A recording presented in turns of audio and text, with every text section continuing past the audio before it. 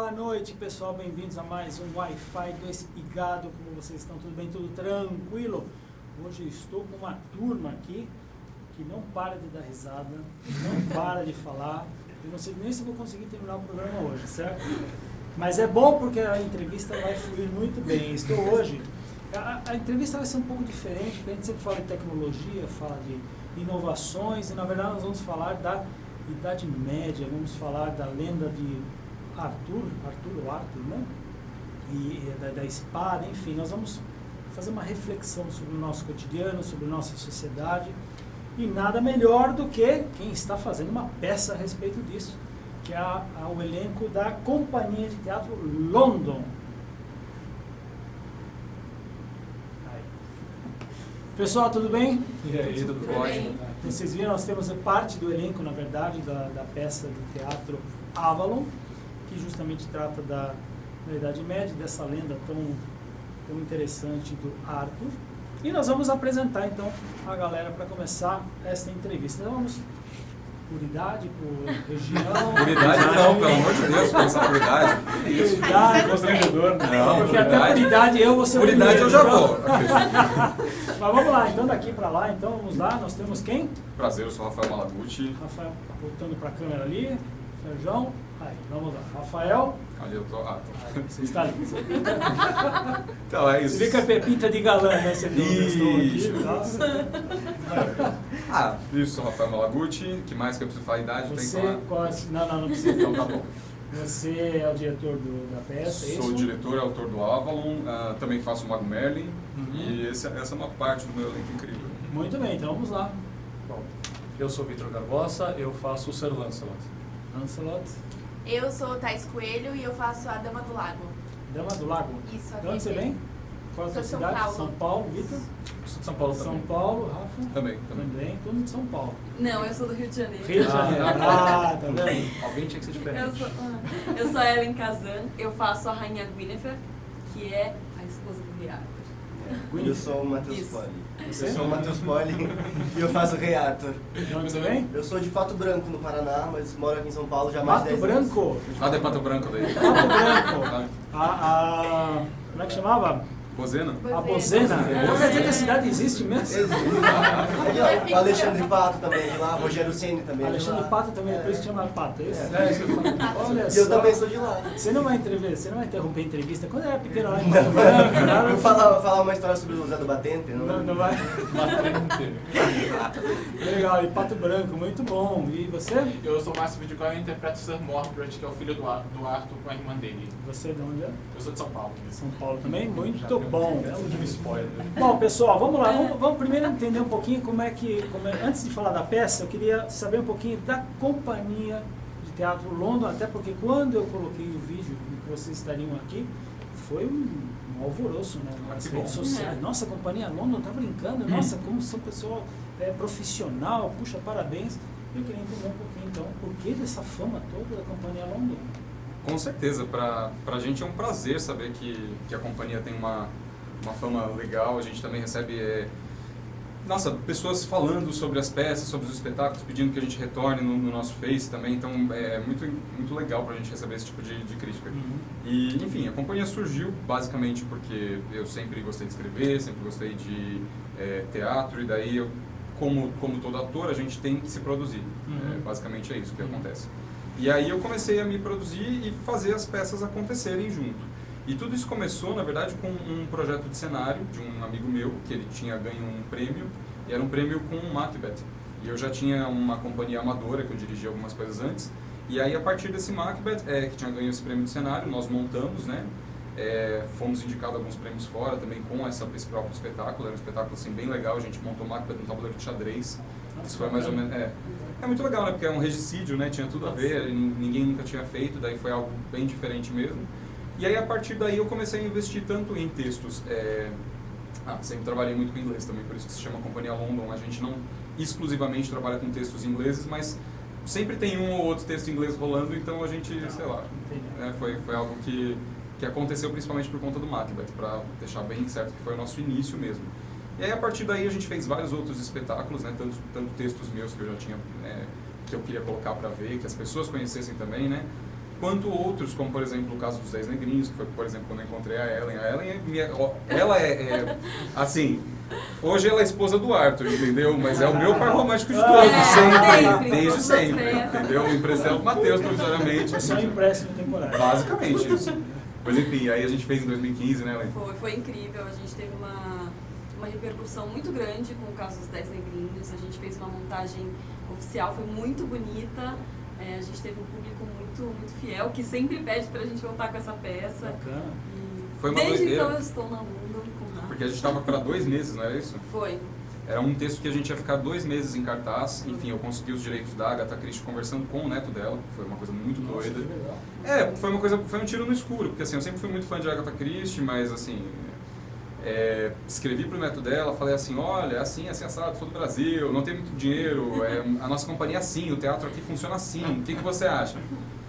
E ele falou assim, nunca vou esquecer disso, que ele falou assim, a minha avó se sentiria orgulhosa de você, eu deixaria você montar Olha só. por $500, quer dizer, e tudo bem, mas basicamente isso. E aí montamos, foi um sucesso, porque esse tipo de espetáculo, que nem quando tem algum autor muito famoso assim envolvido, a gente não sabia disso também, mas eles têm alguns embaixadores, né, que chamavam? Isso. São embaixadores que eles ficam em países. Então, por exemplo, o embaixador de Agatha Christie, que estava aqui no Brasil, que é o Tito. Inclusive, oi Tito, maravilhoso. Saudades, Tito. Tito ajudou a gente muito com tudo. E aí a gente teve destaque internacional também com os 10 Negrinhos. Até porque eles montaram os 10 Negrinhos lá, com 2 milhões de libras e tal, e assim, a repercussão deles lá foi ruim, a nossa foi muito boa. Então, essa foi a comparação que eles colocaram, tipo... Que loucura. Foi uma loucura, foi assim, loucura. pra gente como companhia na época foi muito incrível, e aí a gente conseguiu segurar um espetáculo de 2 meses, 6 meses. Basicamente 2 foi meses, isso. 6 meses. E aí vocês fizeram o Macbeth, né? Fizemos Macbeth, que foi o primeiro. Foi o que primeiro. Foi premiado. Foi. Já foi Aí premiado, ele logo tinha um no prêmio de primeiro. cenário e depois eu fui indicado ao Jovem Diretor de Shakespeare fora, que a gente Ok. conseguiu também uma indicação com um vídeo que a gente tinha, né, do nosso espetáculo, enfim, foi indicado, foi incrível. E aí o pessoal nas redes sociais que falaram de você, não, pô, a companhia London tal, falou de uma peça também que parece que foi premiada, que é Casa de Bernardo Alba. Casa Ah, Bernardo sim. Alba. Exatamente, que acho que até na Espanha, né? Então, o Bernardo Alba, na verdade, ele é um espetáculo que faz parte de uma tríade, né, do Lorca, do Federico Garcia Lorca, e a última peça que o Lorca escreve em vida, né?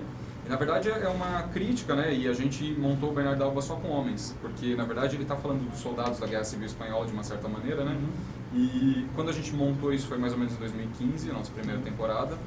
E aí depois o Bernardo Alba repercutiu de uma maneira muito, muito interessante, assim, né? E aí a partir disso a gente foi indicado ao Prêmio Belas Artes com ele. E depois, só que a gente perdeu da gente mesmo. Aconteceu isso. Verdade. É verdade, porque foi os negrinhos que ganhou. Os negrinhos Os levou. 10 negrinhos E aí a ganhou. gente...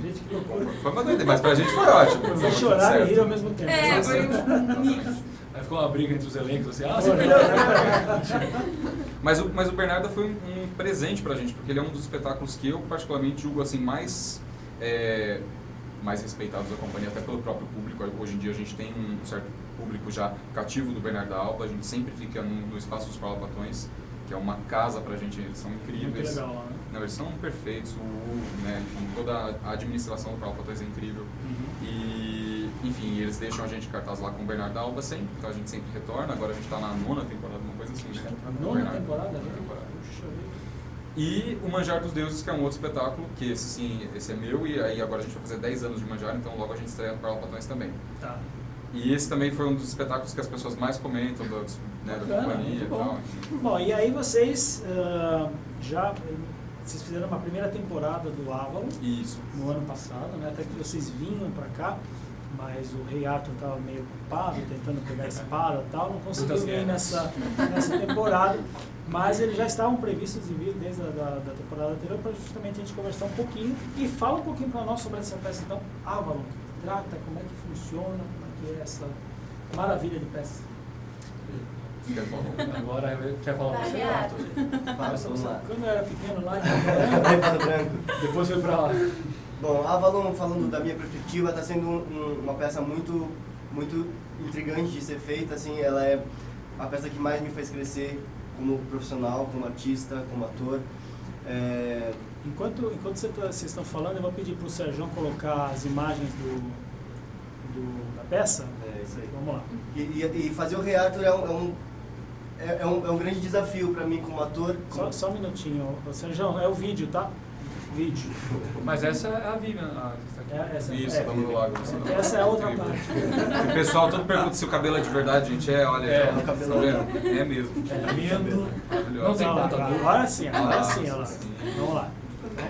Bom, fazer o Rei Arthur está sendo uma grande aprendizado para mim, como ator, como pessoa também, porque foi um grande tempo de estudo, de aprofundamento para fazer o Rei Arthur, e também, não só pela carga dramática que demanda fazer o Rei Arthur, também tecnicamente é difícil.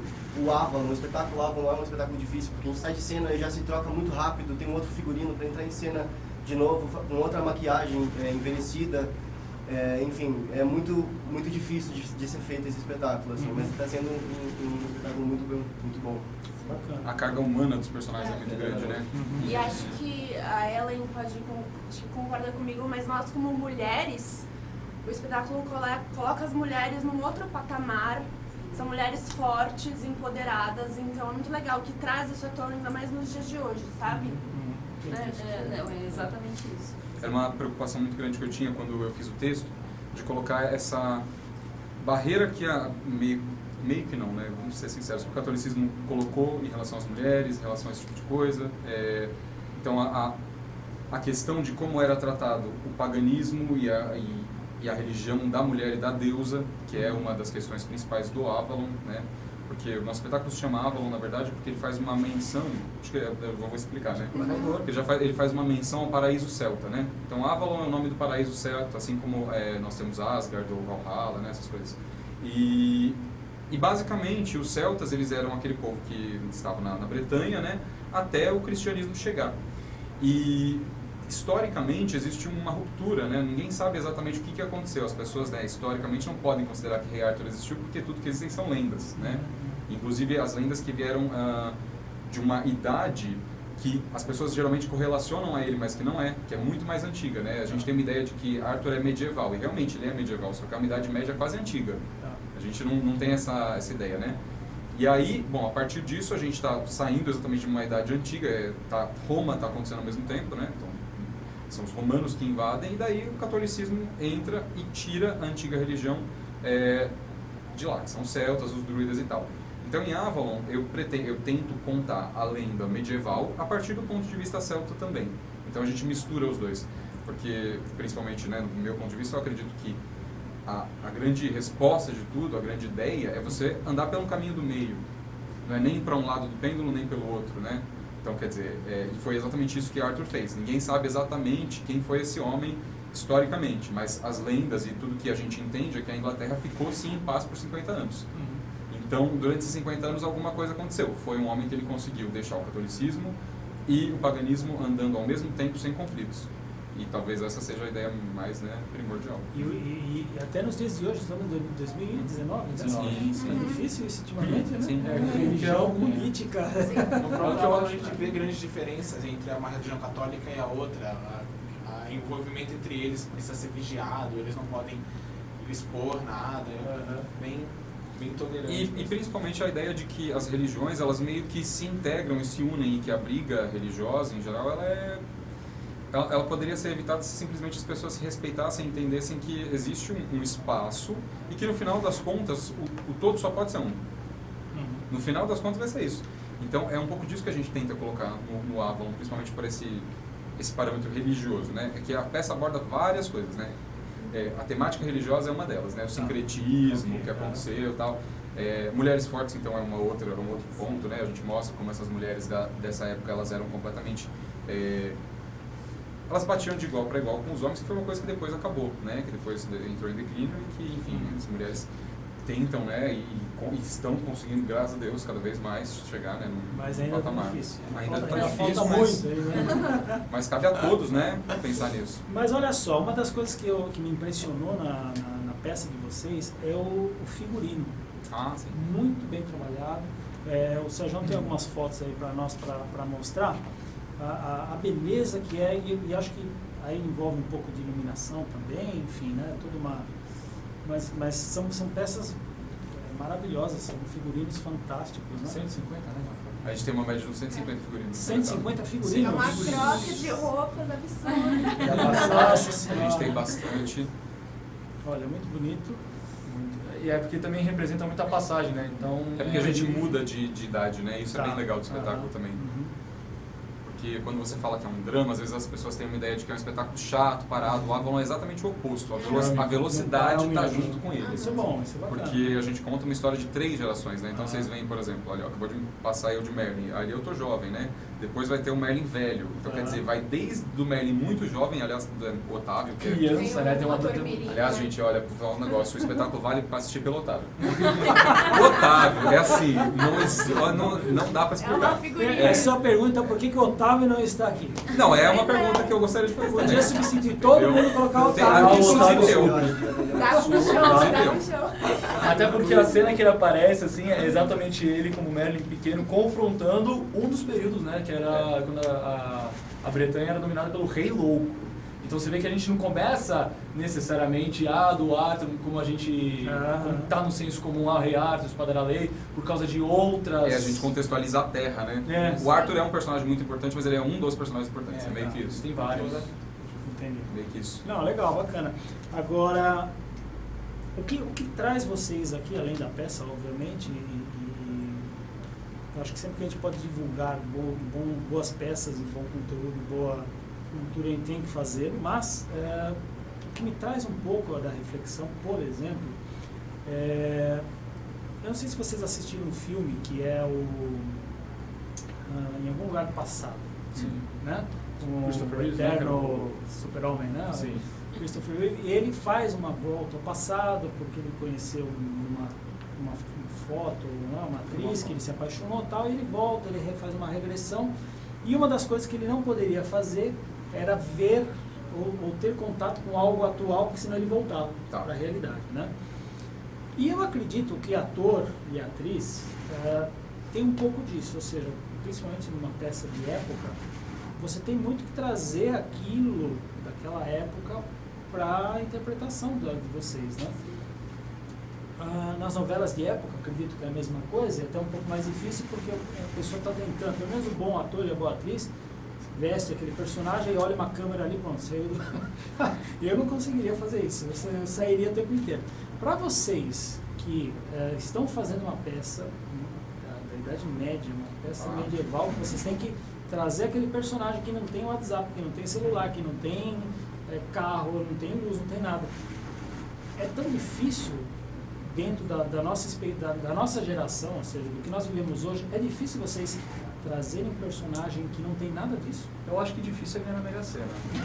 Não, porque é um quesito dizer que assim, é trabalhoso. Primeiro que eu acho que é uma ação muito passiva a gente esperar que o personagem venha até nós. É como se, acho que além do raciocínio, que é uma coisa que o Rafa fala muito bem na direção, é nós naquele contexto, e não o personagem no nosso contexto, que daí já é um equívoco. Tá. Tanto que a postura, aqui a gente tem uma postura diferente, baseada em outra educação, mas no século, por exemplo, ele fala muito, né? Às vezes no momento a gente faz uma coisa muito aqui, ele fala, não, é outra pegada, então a gente vai se deslocando desde a postura, no falar, acho que até você pode falar melhor. Eu faço muita questão de todo mundo entender muito bem qual é o ramo da história. Hoje em dia eu faço uma pós em história, né? Então a história é uma coisa presente para mim. Entender como a história funciona e principalmente qual é o momento que nós estamos representando, eu acho que é o principal. Então uma das coisas que a gente mais faz no Avalon é assim, exemplo, nós partimos do ponto de que um homem daquela época, ele acredita muito mais no mundo espiritual do que no mundo carnal. Então isso já é uma coisa que todos os personagens já têm. O desapego às coisas, ele já é muito mais sincero, né? Uma outra coisa que a gente já trabalha muito na companhia, que já é algo de um processo que a gente criou antes, é trabalhar o britânico, né? Que é algo difícil também, porque o britânico ele é mais sério e ele é mais direto, e se ele fala alguma coisa, ele fala aquilo com intenção. Ele não tem uma frase que é dita por falar, simplesmente, sabe? Então isso foi uma coisa que a gente pesquisou muito também. E claro, né, se colocar muito no lugar daqueles personagens, de pensar, assistir coisas, ver posturas, por exemplo. A gente trabalhou muito com um cavaleiro, o cavaleiro medieval, que as pessoas já tendem a fazer uma coisa aqui, né, que foi o que o Victor falou, e o cavaleiro medieval não é, ele está aqui, né? Ele é perna aberta, segurando uma armadura pesada. Uma armadura pesada, não é aquela espadinha de como chama? Que é esgrima, né? Esgrima. Não é espadinha de esgrima, é espada de... Não, gente, não. Não, é porque é outra estética. É outra estética, é outra coisa. Esse já gerou Pra uma você ter polêmica. você ter uma noção, uma das empresas que nos apoiam, que é a Taverna Medieval, super bom, gente, super indico. Por favor, vão na taverna. Vão, não, mas é lugares porque de São Paulo, é verdade. eles atendem a gente por Milord e Milady. E eles têm lá... São incríveis, gente, são E incríveis. eles têm malhas de ferro. Então para pra pensar, se você tá com uma malha de ferro pra ir numa batalha, não tem como você tá com a postura ereta. Você tá pesado, e as espadas não é aquela coisa que você vê fantasiosa, que o cara dá uma morta... Não tem como conceber isso. Então o corpo já é uma coisa, a fala é outra. Então é realmente esse trabalho. Não existe um refúgio, tipo, sei lá, o Merlin tá dando um texto, não tem como eu pegar o celular e... Não existe, o cavaleiro tem que prestar atenção, tem que estar imerso. A gente vai até antes disso, né? Tem uma cena lindíssima do Victor com a Ellen, né? O Lancelot e Guinevere, que, né?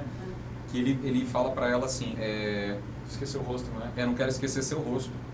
Isso é uma coisa que as pessoas não pensam hoje em Hoje dia. em dia, pelo amor de Deus, né? Porque hoje em dia, tudo Você bem. quer esquecer seu É, rosto. você Exato. consegue. Acabou o namoro, mas eu quero ver como é que tá. Se dá pra você dá pra dar um jeito de ver. Dá pra dar um jeito. Tinder, uma hora você acha.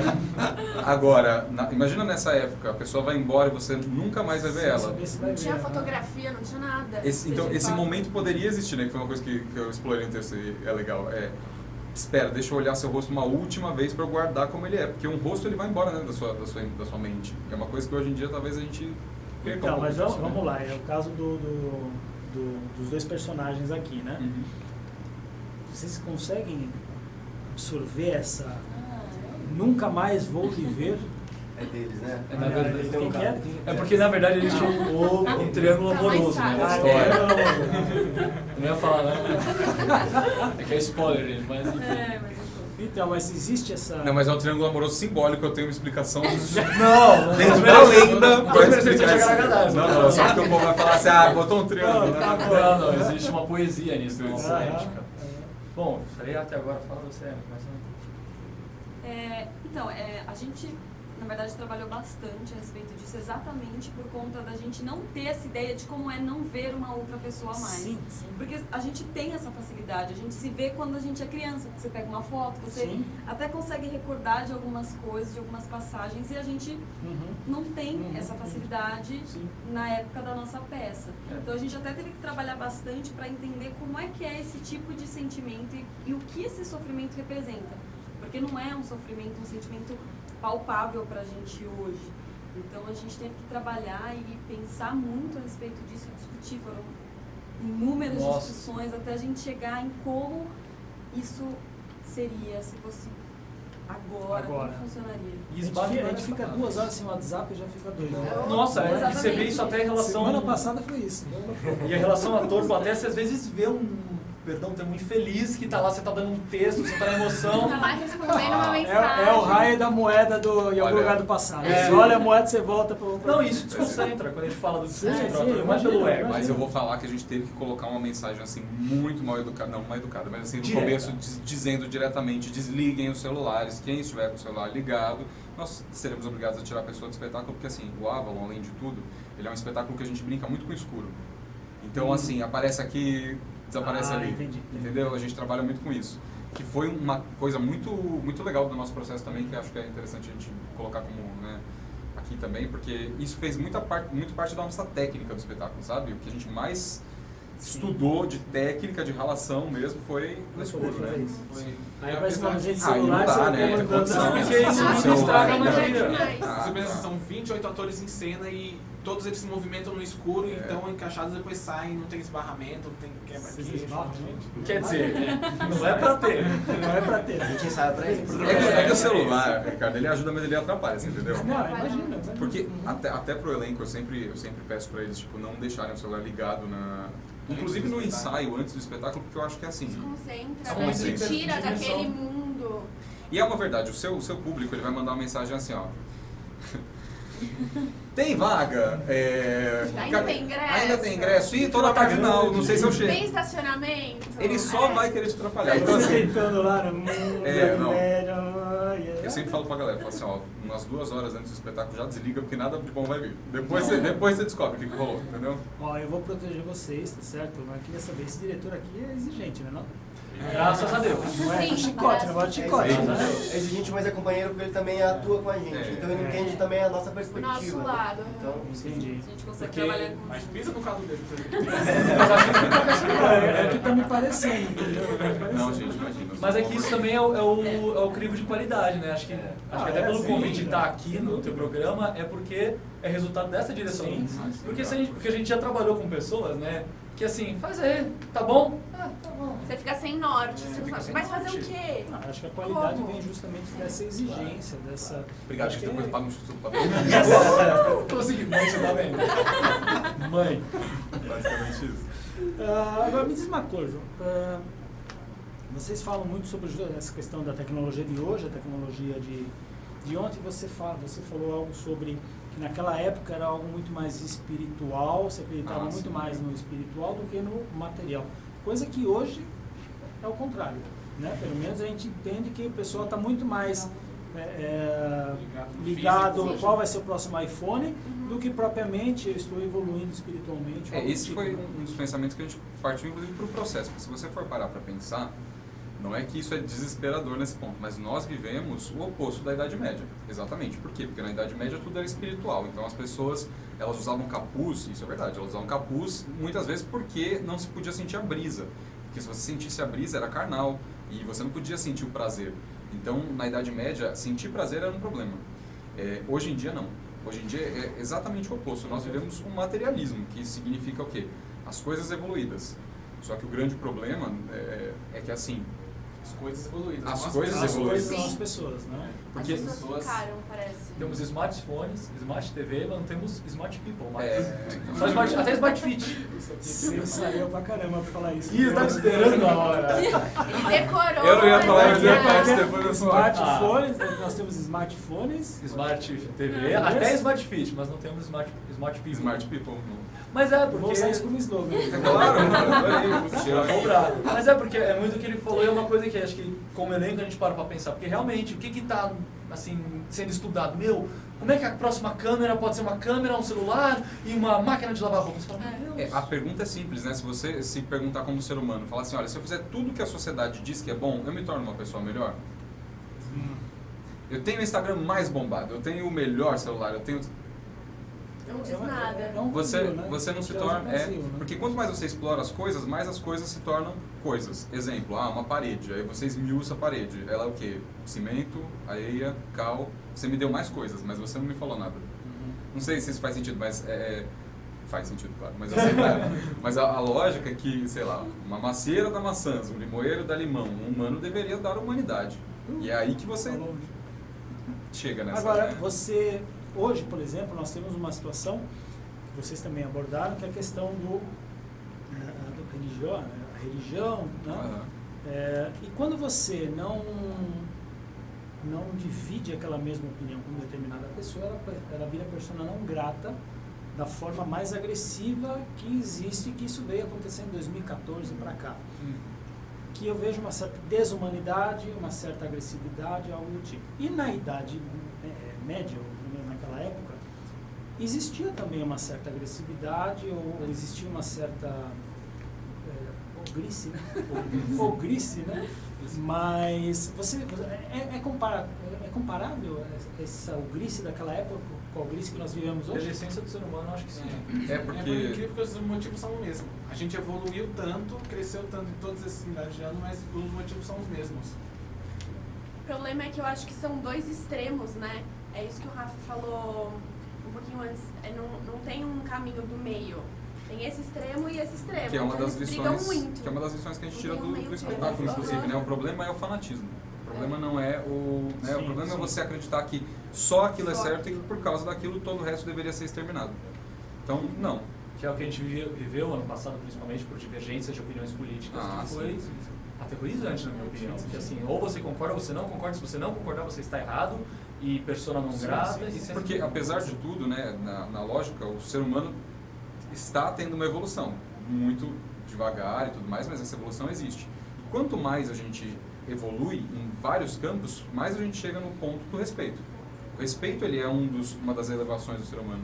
Então, eu acho que, sim, na Idade Média era muito pior, porque eles não entendiam esse limite, né, do respeito. Então, por isso que existiam as invasões bárbaras e tudo mais, era tudo conseguido, né, na base da força. Hoje em dia, essa força é velada, né, de uma certa maneira, mas isso ainda existe. E aí eu acho que o negócio é exatamente isso. Né? E o nosso espetáculo mostra isso. Inclusive tem uma cena lindíssima do Rafa com o Renan, que faz o arcebispo. Não vamos dar muitos spoilers, mas é uma cena lindíssima que fala justamente sobre isso, de amor e respeito. Passou um trechinho dela ali, mas né? ninguém ouviu, mas fala muito sobre isso. Que é o momento que o símbolo de um lado e o símbolo do outro, eles conversam e eles chegam, eles esmiuçam e falam, meu, é isso. Praticamente de uma forma ilustrativa, né? Entendi. Agora, por que vocês acham que de um tempo para cá, a Idade Média, ou medieval, tem sido alvo de interesse do público, né? Tendo em vista que nós temos aí Game of Thrones, que foi um seriado, né, que eu acho que até estreia agora de novo. Em abril, acho que volta. Nós tivemos no ano passado vários filmes, né, diversos filmes. Tivemos o Deus Salve o Rei, que foi a novela da Globo. Acho que foi muito boa, pela questão do figurino, pela questão do cenário e tudo mais. E vocês fazendo uma peça, que por isso que eu queria trazer vocês no ano passado, que era justamente na época que estava passando a novela, né? Por que vocês acham que existe esse interesse tão grande no passado?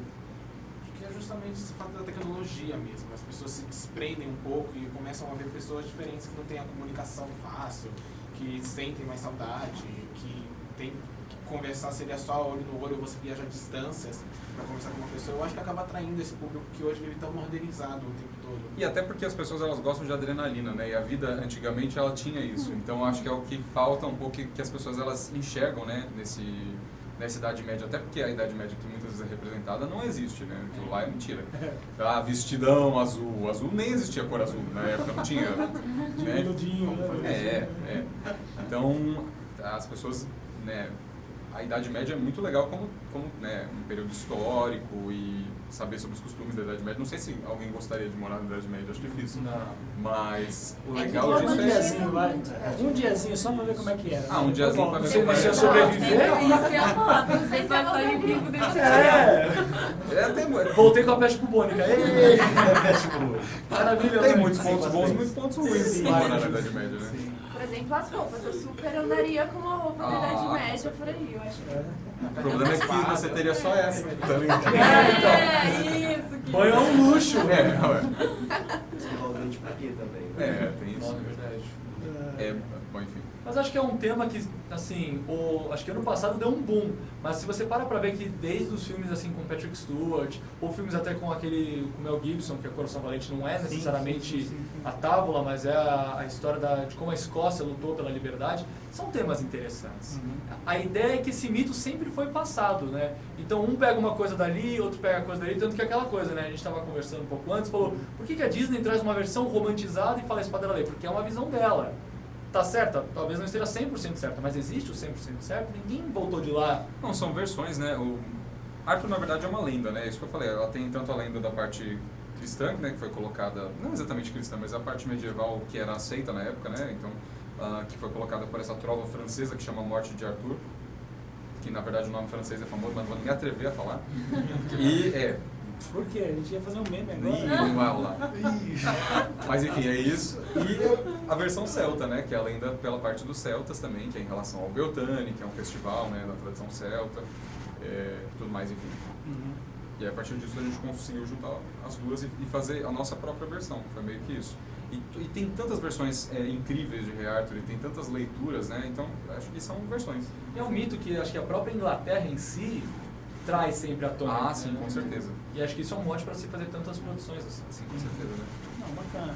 A nossa ideia, na nossa pegada, é mostrar como se fosse, pelo menos essa é a minha ideia como direção, mostrar o paraíso mesmo. É como se você assistisse uma história que está se repetindo de muitas pessoas que já não estão mais lá e que você vai vendo flashes de como foi aquela história.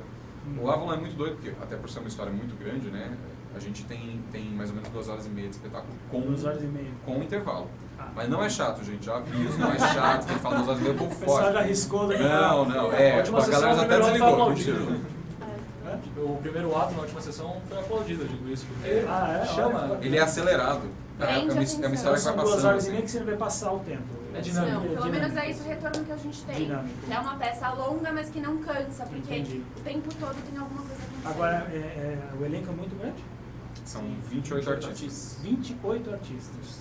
E, bom, óbvio, tem toda uma equipe por trás. O total, quantos são? Os 35 ao todo. 35. Contando desde figurino até maquiagem, cenografia, tudo Uma mais. super produção, né?